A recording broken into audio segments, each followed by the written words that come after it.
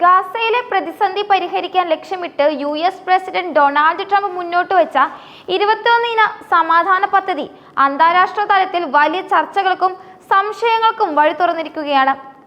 ഇത് യഥാർത്ഥത്തിൽ ഒരു സമാധാന ശ്രമമാണോ അതോ ഇസ്രായേലിന്റെ രാഷ്ട്രീയ ലക്ഷ്യങ്ങൾ പൂർത്തീകരിക്കാനുള്ള തന്ത്രപരമായ കെണിയാണോ എന്ന ചോദ്യം പശ്ചിമേഷ്യൻ നിരീക്ഷകർക്കിടയിൽ ശക്തമായി നിലനിൽക്കുന്നു. ഇസ്രായേൽ പ്രധാനമന്ത്രി ബെഞ്ചമിൻ നെതന്യാഹുവിനോടൊപ്പം ചേർന്നുള്ള ട്രംപിന്റെ ഏകപക്ഷീയമായ ഈ പ്രഖ്യാപനം ഈ പദ്ധതി ഇസ്രായേലിന്റെ താൽപര്യങ്ങൾ സംരക്ഷിക്കാനുള്ള ഒരു രാഷ്ട്രീയ നീക്കം മാത്രമാണെന്ന വിമർശനത്തിന് ആക്കം കൂട്ടിയിട്ടുണ്ട്. വർഷങ്ങളായി തുടരുന്ന പോരാട്ടത്തിൽ ഇരു വിഭാഗവും തളർന്നെങ്കിലും ഇസ്രായേലും അമേരിക്കയും ചേർന്നൊരുക്കിയ ഈ പദ്ധതിക്ക് പശ്ചിമേഷ്യയുടെ ആക്രമസക്തമായ ചരിത്രത്തെ മറികടക്കാനോ പ്രായോഗികമായി വിജയിക്കാനോ സാധിക്കുമോ എന്ന കാര്യത്തിൽ കടുത്ത സംശയങ്ങളുണ്ട്.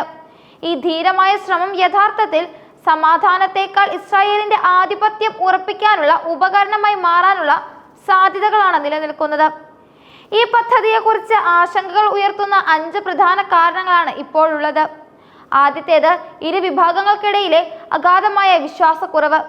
പദ്ധതിയുടെ പല വശങ്ങളും വളരെ അവ്യക്തമാണ്.